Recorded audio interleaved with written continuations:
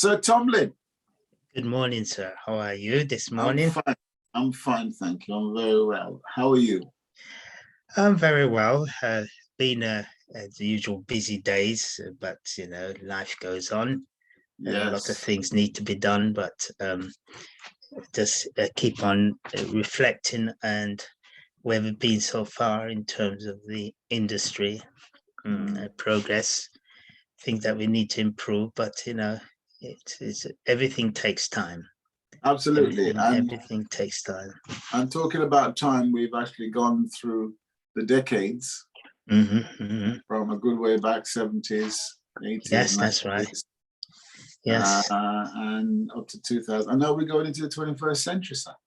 Yeah, we're just doing a highlight as quickly as possible because the interesting thing about the 20th century now, we're gone into the third decade. Would you believe it?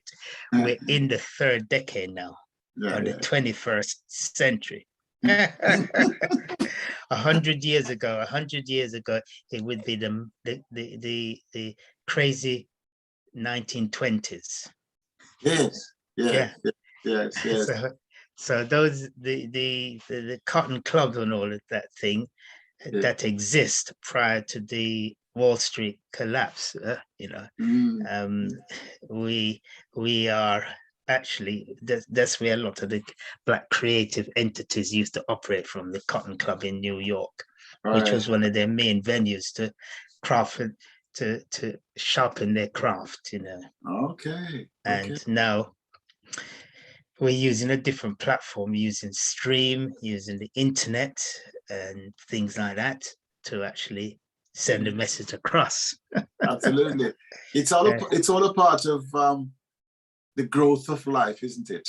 Expanding in different directions, which, when you look back in decades, how different it is now from going to the shop and getting your vinyl, to hear your music on a gramophone or whatever it might have been, to come up to the industry now to where you are just streaming through your phone Stream. Yeah, and they're streaming whatever else. films, they're streaming films. Yeah. You got the Netflix industry, part of the Mm, entertainment industry, mm. Amazon doing their streaming, and the list goes on. Absolutely. Yeah, and it's Yeah. just a different time altogether. Yes. And Yeah. the giants of the past, the blockbusters, no exactly exist anymore. They're part of the history archives now. And if they do exist, it might be just as a sort of derivative, which is an online version of the original. That's right. Yes, Yeah. a lot of them, Debenhams and so on. Yeah, Mm. they're online version of what they used to be on concrete. Yeah. And Yeah. actually, I get to understand there's a few blockbusters still exist in the US doing quite well because of the sort of iconic and nostalgia about it. So people will Right. visit that store. I don't know where it is exactly, but visit Mm. it. So yeah, so it is very interesting. And there's one artist that fascinates me who came out during the 90s, and still today she has a strong presence, and that is Mariah Carey. Okay. Yes. She Yes. still has a strong presence today. Would you believe it? The recent statistics say that she's the highest selling female artist in America. Is she really? Yeah, 69.5 million copies in albums alone. That's combining streamings and CDs and vinyls, etc. 69.5 million. And when you think about the Rihannas and all those sort of people, you just think, wow, because Well, the Rihanna up to about 2 years ago, she was the highest digital download artist in America. wow. And now She and Drake, the black, from Canada, Drake, it's right. just crazy amount of, Yeah. yeah. Yeah. So it's all good for Mariah Carey, really, because I mean, Yes, and with their increase in earning, it's helped the American industry to do 14.999 billion 14.99 billion in gross earnings in 2021. If only you could help me to get a percent of all this money that we talk. Dear Lord, if I could get a percent of that, I can assure you, I would not be doing what I'm doing. You know, outside of the music equation. You know, I'd be certainly will be. Yeah, let's work on it, shall we? Yeah, just work on it. It's quite possible to get a stream if we could create the streaming income necessary. I think we're on our way anyhow with the archives we're developing. Yes, yes. Yeah, so Mariah Carey is one of the few female artists to have several projects that have done diamond certification. That means albums or singles that have sold over 10 million copies.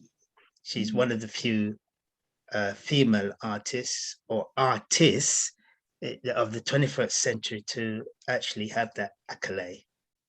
Excellent. Yeah, she's and also she's created one of the most successful holiday brands in terms of All I Want for Christmas Is You, which has gone 10 million copies. It's diamond certified.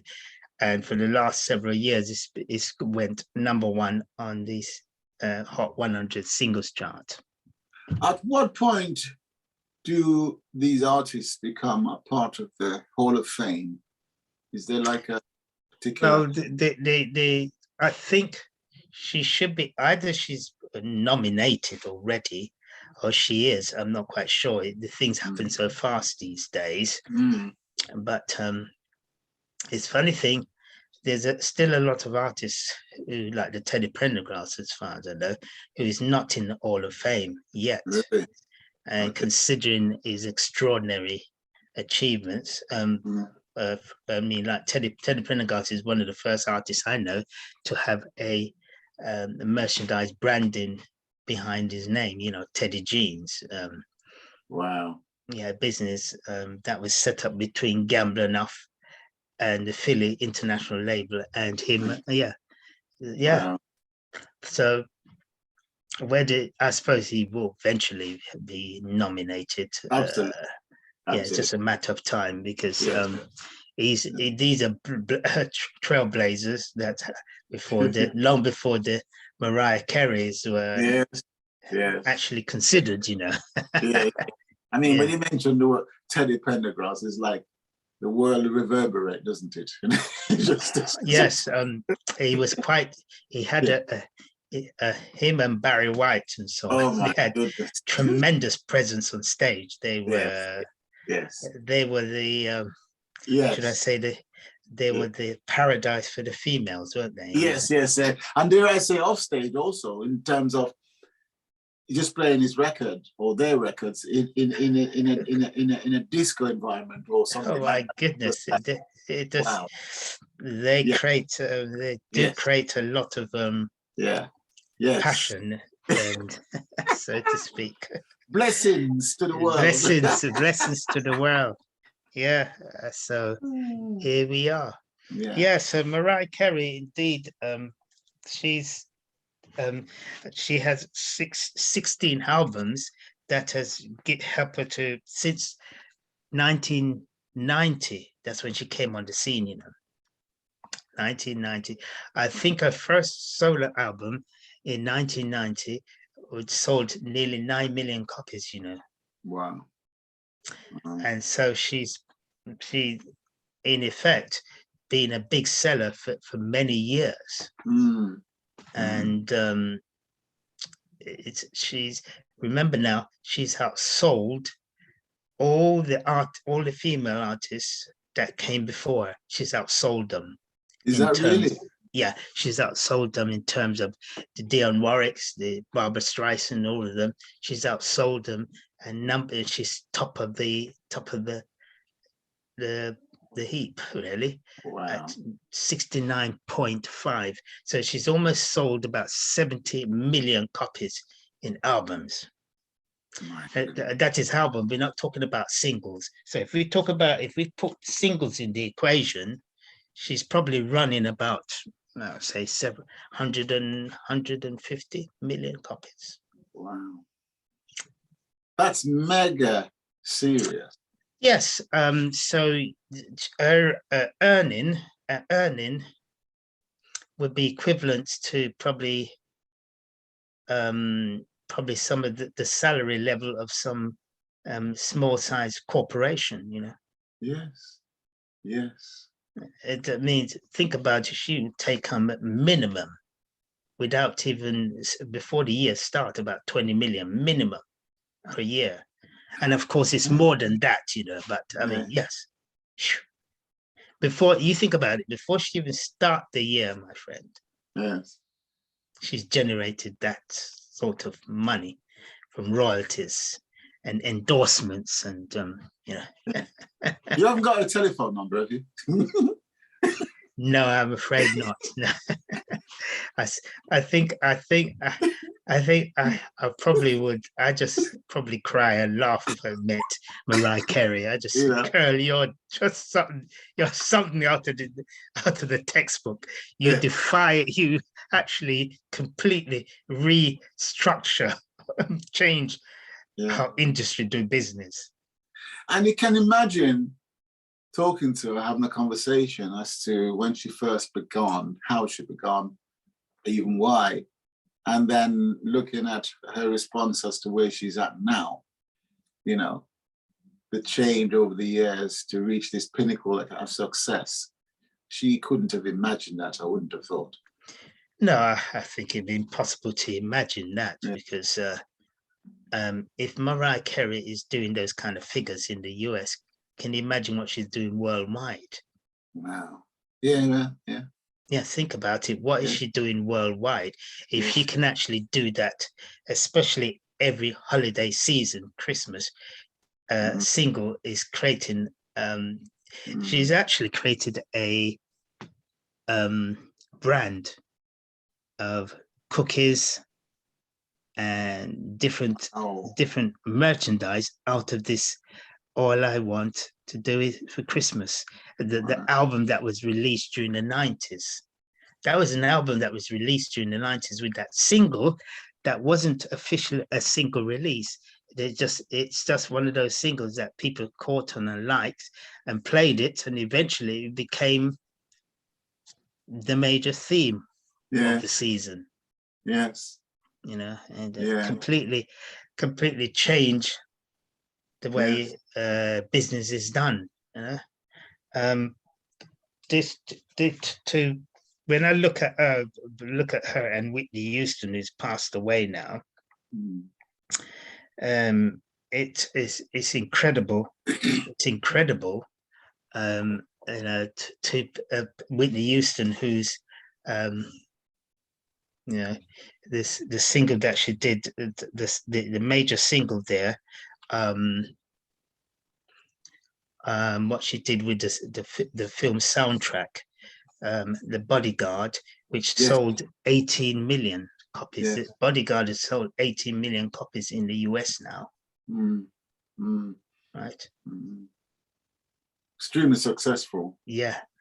And the Donna Parton single that she wrote for her has actually gone on to be 10 million copies. So you think about the royalties that Miss Parton is getting from that.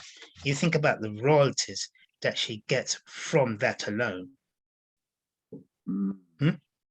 And also the single, the album in particular, the Bodyguard album for Whitney Houston, did 7 times platinum in England.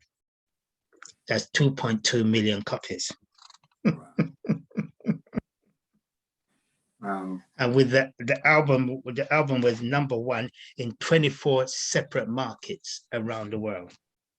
Fantastic. This is, you know, it just challenging your mind to think that these artists could actually do these level of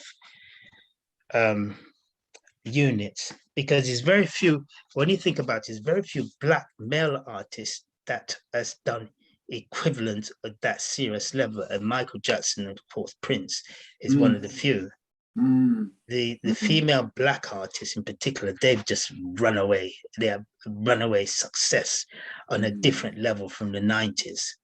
Right. They've just gone through the roof. They're literally.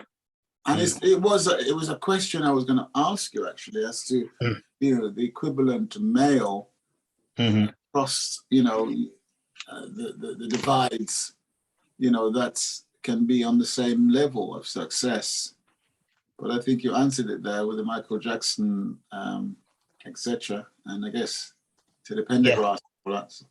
Well, Teddy Pendergrass, Teddy Pendergrass, I know it sounds unbelievable.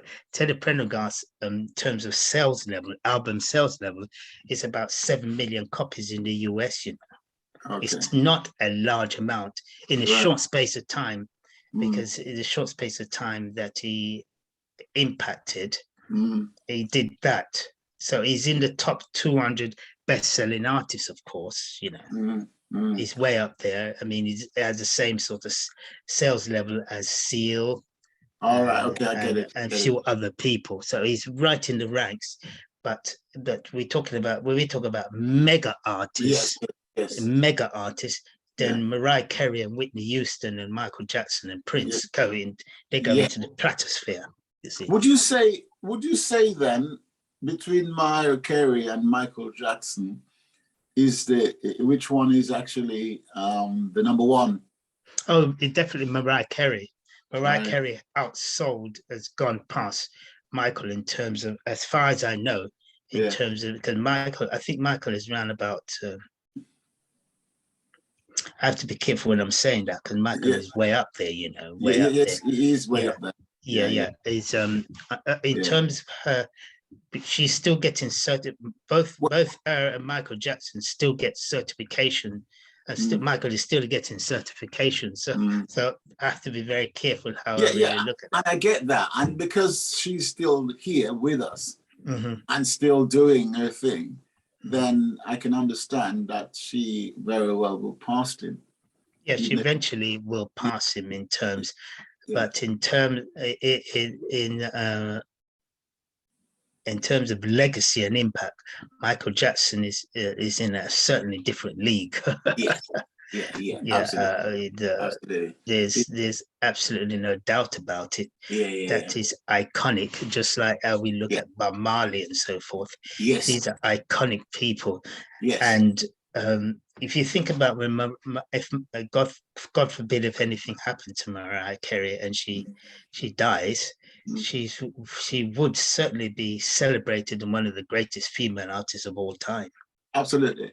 And I guess one of the things that make a difference regarding anyone's legacy is people emulating them. So as you go around, you've got the Michael Jackson fan club and people dressing and looking like Michael Jackson, and that obviously extends the legacy.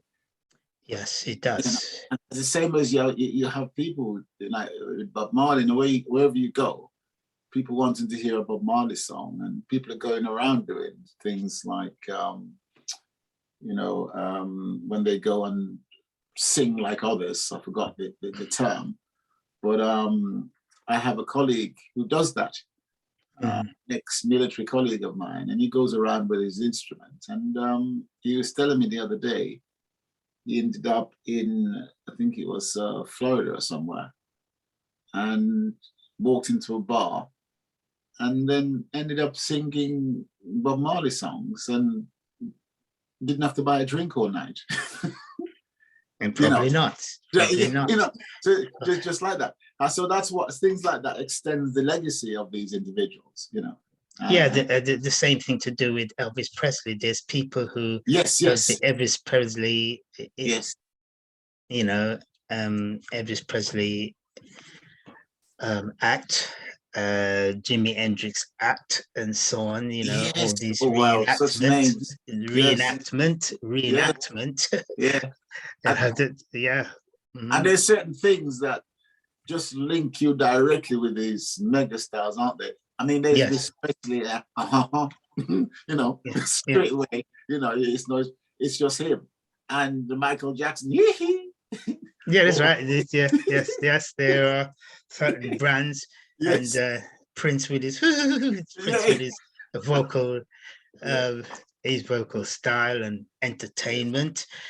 Fantastic. Yeah, the when you think about the old evolution of music, I have to say, what is interesting, especially when we look at the worldwide music and to see that how much America has done, and the worldwide music today is 25.9 million billion, 25.9 billion in gross earning, Mm. in music industry as Mm. of 2021.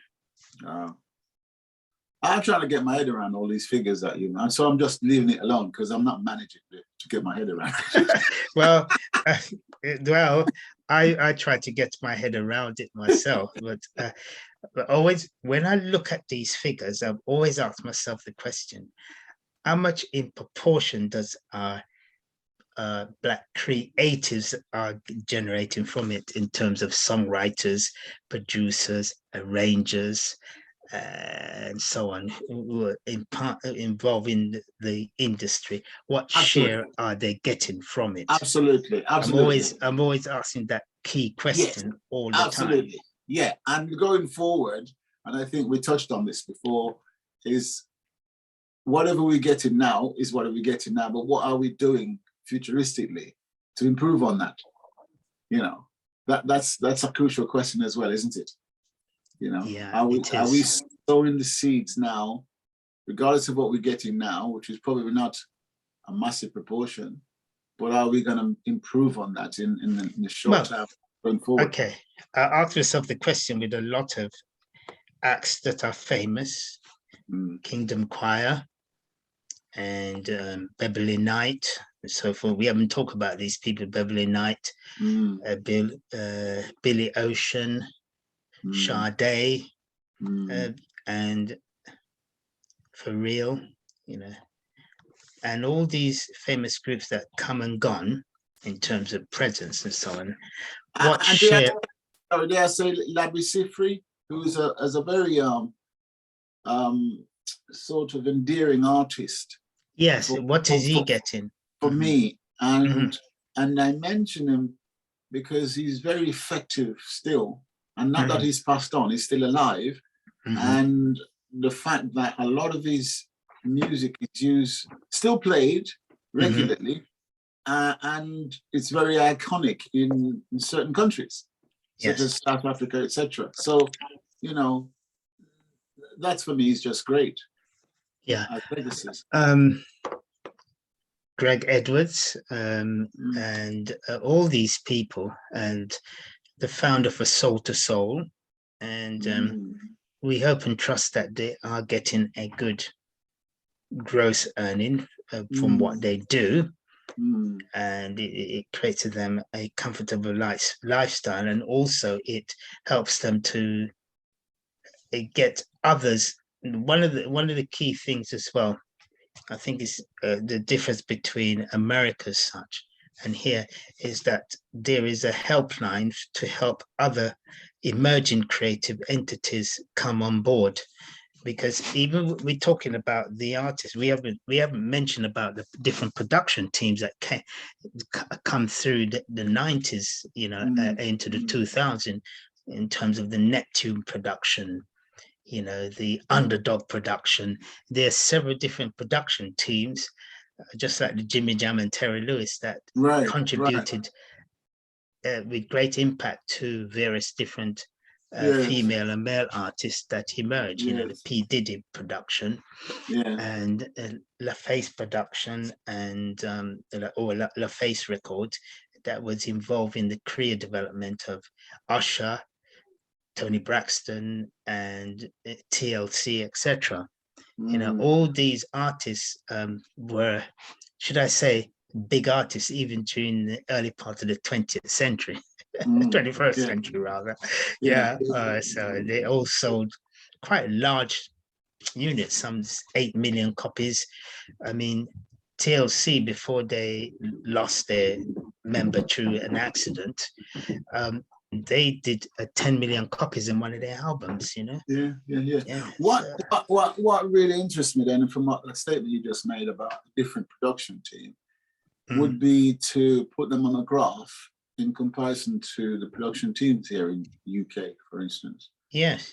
You know, and look at the structure to see, you know, where there is growth or isn't growth, and you know, the percentage of growth per annum, so to speak. You know, I've always asked myself the question, which production team or British production team, whether white or black, is still around as a team or a songwriting team. And Britain doesn't seem to actually create that long term with that, because Paul McCartney and John Lennon, of course, John Lennon has passed away. They were a songwriting team. The songwriting team to do with Elton John and the other gentleman who was with him, and so forth. All these different teams that has contributed quite remarkably to the growth of the British music industry. And Keith and Mick Jagger, who worked together writing songs. So there's a lot of different people that have been involved in joint productions in the UK. The US has a tendency more to have more long-term production teams.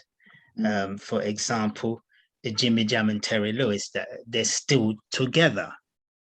They're probably the longest running music songwriting production team in the industry worldwide. As far as I know, they still are. Which in itself is quite remarkable, considering the style and changes of the industry. And they've stayed together. You know? And I guess over the decades, you need to feed that particular production team with the younger element within. Of course, there's always the younger element is always important to keep that freshness. Yes. You know, that freshness. Yes. I mean, let's just look at the gospel music industry. You have people like Charles Jerkins and the Fellowship Chicago, which did a single called Awesome that sold gold in 2020. Then you have Isaac Walker and the LFC single, Every Praise and Grateful.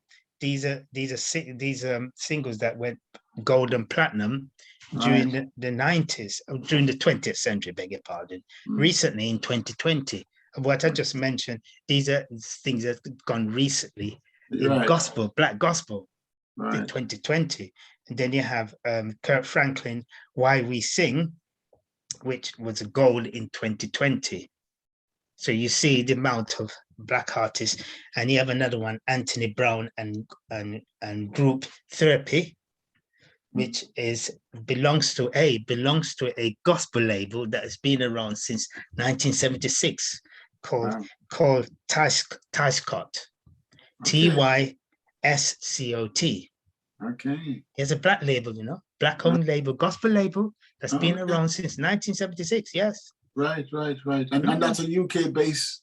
No. This is a US. These are all US. Yes. Okay. Yes. I'm just going to the US. I'm just showing you what has happened in the US in terms of gold and platinum certification.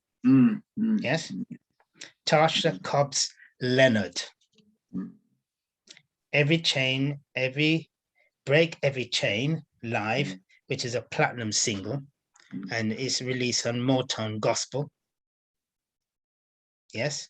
Yeah, and then you have she did that again. She did that again with Grace, an album she did, and also a single, You Know My Name, gold single. All these were done during the last few years in 2020 and 2019 and 2020.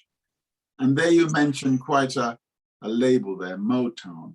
Yeah, Motown has a gospel label, you know. Yeah, and it's produced. To be honest, I didn't even know that, but just the word Motown, the label, Yes. Motown, you know, Yeah. decades gone by, you know, that's like, you know, oh, that's been serious in terms of delivery for many people. Mhm. Wow. And then you got another person, gospel male artist called Travis Green, who's had 2 gold singles, Made Away, and Intentional, both gold singles during one in 2020 and one in 2019. Yes. So these are all gospel singles and albums, you know, over the last few years.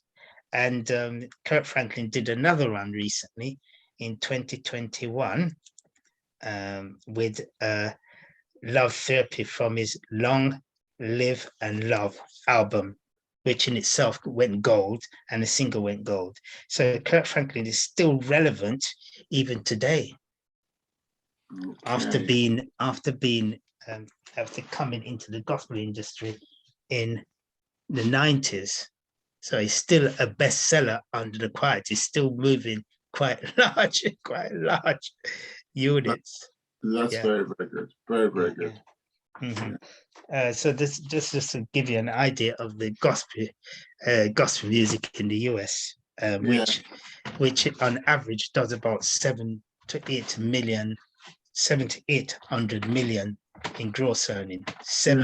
Between 7 to 800 million gross earnings. Okay. Yeah.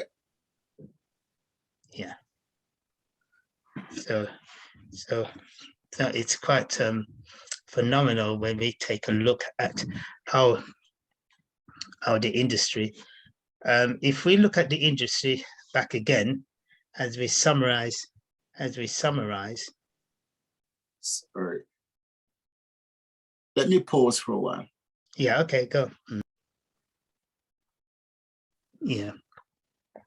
Yes. So when we look back from the 70s up to the present time, and the tremendous, remarkable growth of Black music in particular, and the level of achievement is outstanding, really. Yeah. With all the different production teams, songwriting team, and who worked with who. Yeah. Over there have been remarkable things with Blacks in the UK, but we would like to see a much bigger representation, you know, and more original stuff coming out of the UK. But hopefully, with all what we're doing behind the scene, I trust that it will all pay off in terms of time. Everything takes time, and nothing is done very quickly. Rome wasn't built in a day. So likewise, when we're doing this thing, especially we're trying to build strong foundation for the future, you know. Yes. Because like you say, with the gospel industry, you know, I guess there's just a lot going on and a lot more than a lot of people know.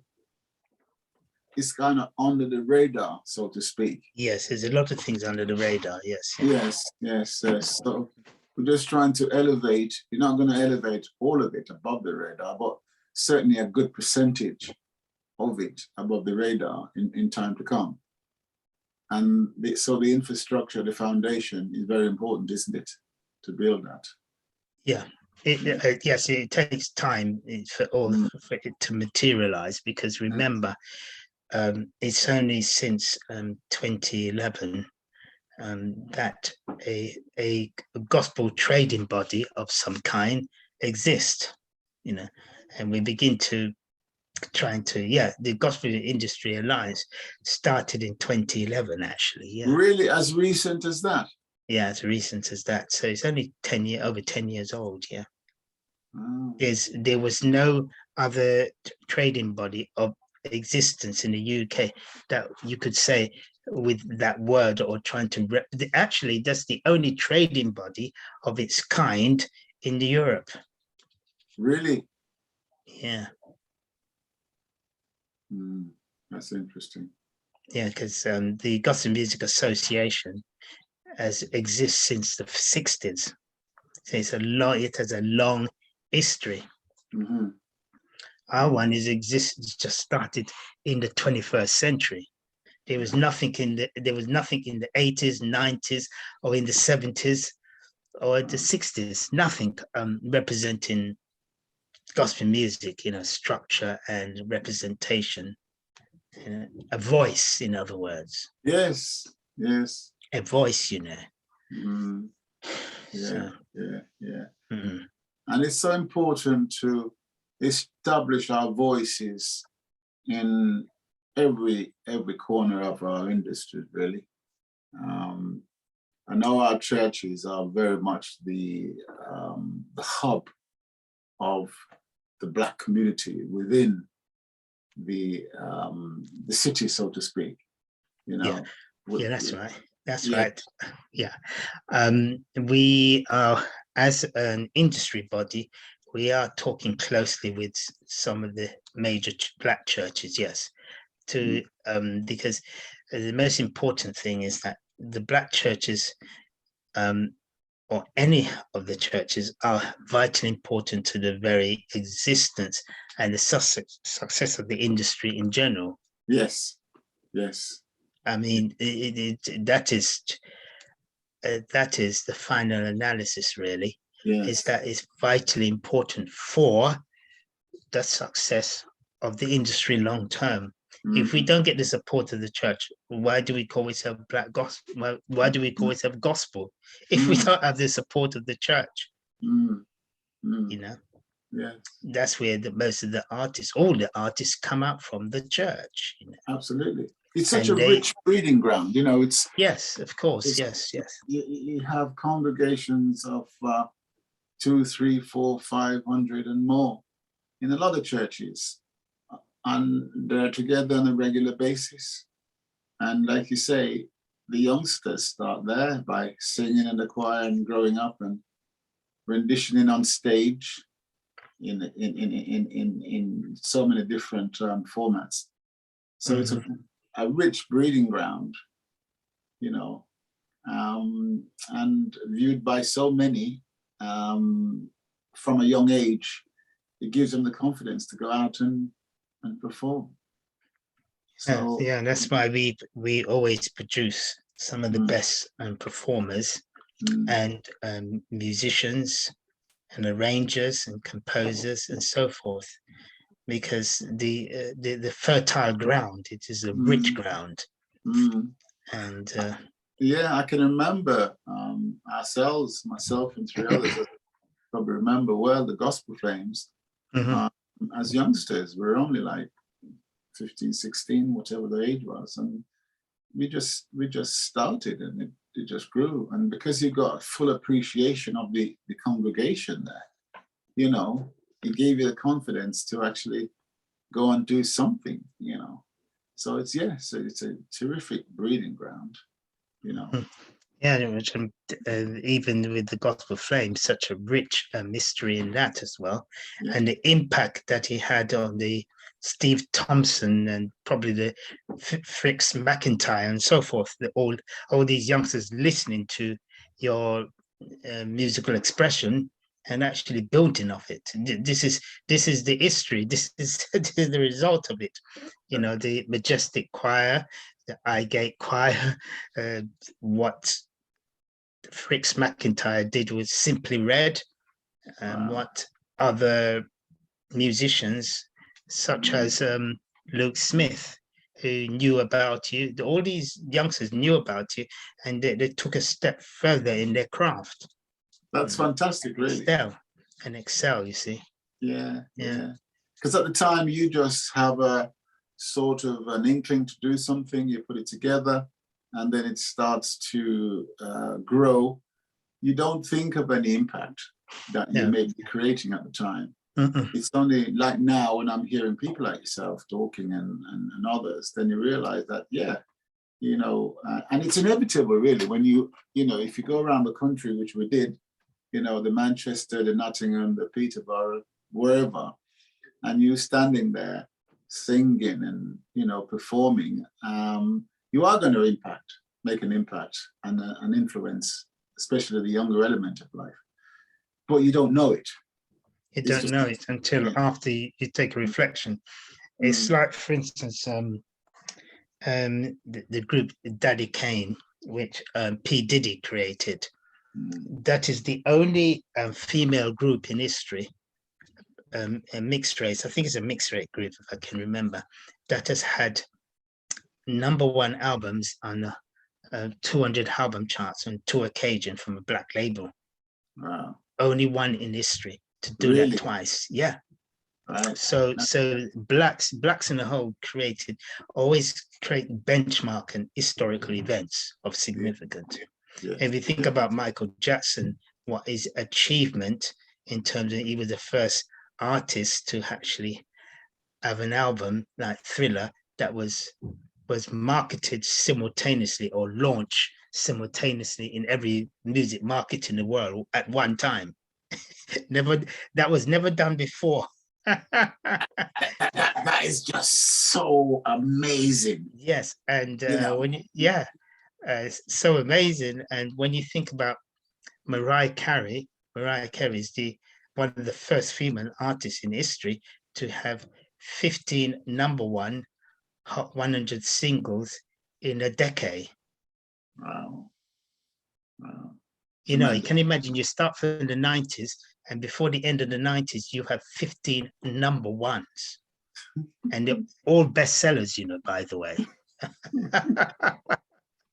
As you just started. Yeah, And I'm decades. trying to imagine it. I'm trying to imagine it, really, because it's like, you know, the numbers, but, you know, you're trying to get the numbers into your head to get the full significance of what you're talking about. And it's just amazing. Yeah, and this is just one artist, and Whitney Houston was still around when at the time that Mariah Carey exploded on the scene. And don't forget Mary J. Blige is in the mix as well. with the 411 and all the other projects, My Life and so forth, and all the other things that she's done as well. It's quite phenomenal. It's incredible when you think about it. And also Jill Scott is the first and only artist I know who's had an independent label and had 2 albums that's gone #1 on the 200 album charts from her own label, from a black-owned label. She did that twice. Wow. And one of the few artists to do that. I think I may have asked this question before, I don't remember, but, you know, regarding or reference a museum, you know, whether it's a black museum or a museum per se that, you know, exists at the moment, that you can go and have a visit and see all these characters and, you know, performers. Well, there is a black music museum in Nashville, actually. I think it's Nashville or Memphis, one of the two, that features all the landmark achievement of black artists and production teams. There is, yeah, it does exist in America. Once I get the information, I'll give it to you so we can probably get in touch with them, because they'd be interested to know what we're doing here as well. Absolutely, because I'm wondering whether or not there is a, you know, there are thoughts about developing such a museum here in the UK. I think there is. I need to talk to Audrey and Juliet Fletcher to find out, because they had mentioned something, but there's so many things going on. Sometimes I have to check. There are a lot of people doing things. And the key thing I'm concerned about is just to link up with them. I'm not in competition with anybody. I'm just actually giving out information that is rich and important to a cultural experience as a black race, notice the word, as a black race. I'm not talking about whether you're from Africa or you're from wherever you're from. The black race in general. Absolutely. To network and unify. Yes, that's right. Yes, you know. what we're doing. And the more we can network like our Black American counterparts, the stronger we are. Absolutely. Absolutely. Yeah, unity is strength. Unity is strength. Yes, yes. And we need that going forward, really. Because to work as a splinter, you just put in a lot of overtime and effort that's unnecessary, because some of it very likely has been done by somebody else somewhere. So, it would save you the legwork, and unify and go forward and strengthen our resolve. Well, I look forward to that, definitely. Yeah, I think there is that, and I will be certainly looking into that. With that, I'm on a discussion to somebody.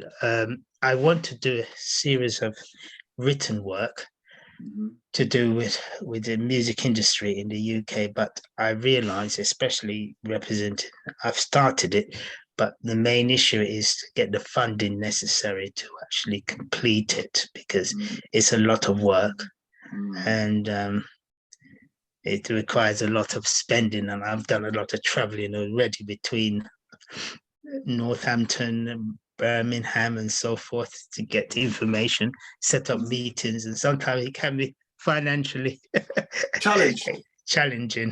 Yes. So I know what it is to actually.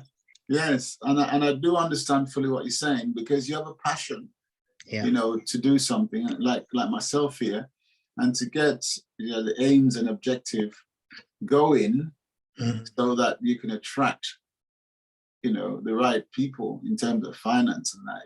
It will take a personal contribution to get it off the ground. Yeah, it's a significant contribution. I have traveled quite a length between here and the US and back to actually acquire some of the information I've obtained, and it does require a lot of studying and really deep reading and so forth to really obtain the knowledge what we need. And so apart from the title sir, it's also Professor Tomlin, isn't it? Really? What's that? Apart from the title that Sir Tomlin, it's also Professor Tomlin, isn't it? I suppose so. When you look at the level of work and data, that I have actually obtained and trying to give out to people. It's in itself a kind of a thesis of some kind. And it's a matter of creating a platform where people can take advantage of the work that you've done, and it's be great to be credited with it, of course, because life is life, and when you put in that sort of effort, being accredited with the praise so other people can benefit by it is really also what it's all about. Yeah, that's right. That's true. Yes, it's we often trust that the younger ones will gain some knowledge of what we've shared between the both of us, and we hope that it will enrich the creative process that they're going through. Absolutely. And I firmly believe that will be the case, because all we need to do is promote what you've done, because you've done it and we've told it here. And it's just a matter of promoting it to, people, the environment, the community, for them to take advantage of it. Because, once we do a certain amount of work, it'd be a shame for somebody else to go and do the same work again, rather than climbing on your shoulders. So already done, so take advantage of it. Yes, I expect others to excel as themselves, develop further music historians, academians who would be that way inclined, and actually push it further into academia and impact the up and coming class of musicians and so forth, and things, or creative people, or creatives, and so So it'd be nice to really get even links with the library, all the libraries, to say, this exists, And should people, researchers, whatever, want to actually use our information to better themselves, it's here for them to do that. Yeah, that's you right. know. I think that yeah, they definitely need to create a strong archive of information Mhm. that will be available to academia as well as schools in general, the school system, various Mm. different educational barrows and across the country and around the world. Yes, yes, indeed, because we are talking Black music per se, rather Yes. than just one or two countries. It's an international. It's local, national, and international. Yeah, that's right. That's it. Yeah, we have to make that work for us. Yeah, that's right. So, yes, sir. So we've come to. I would say that we've summarized the decades and look at the pinpoints. You know, because it can become extremely tiring looking in greater details. Just summary. If people want to know more, and if people want further presentations, so and they can always get in touch with us, so we can actually look at specific things. You know, Absolutely fantastic. specific information or specific creatives and their journey. People can find out more about them. That is not a problem. But I'm just summarizing the industry as it is at present, what size it is now, according to the IFPI information that we got. It's now, 29 is now $29.5 million billion in gross earning.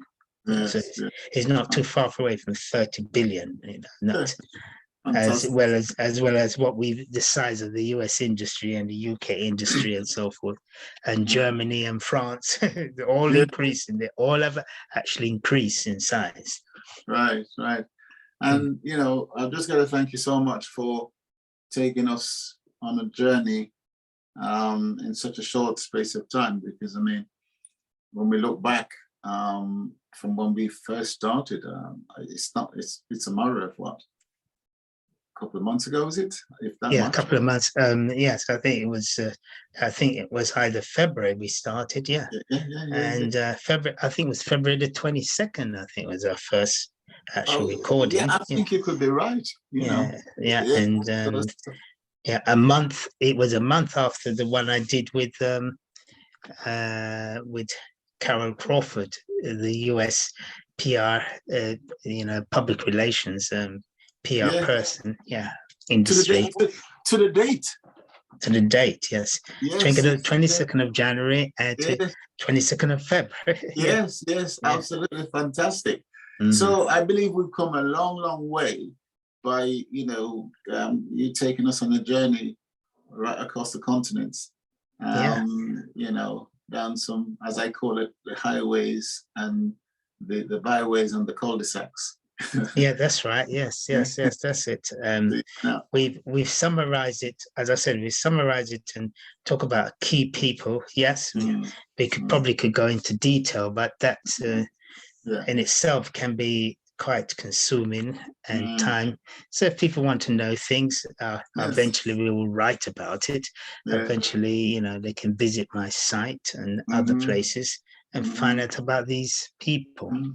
As I said, go on. Sorry. The intention now is to promulgate all of what this journey that you're taking us on the music page on my website, which is the Forgotten Generations.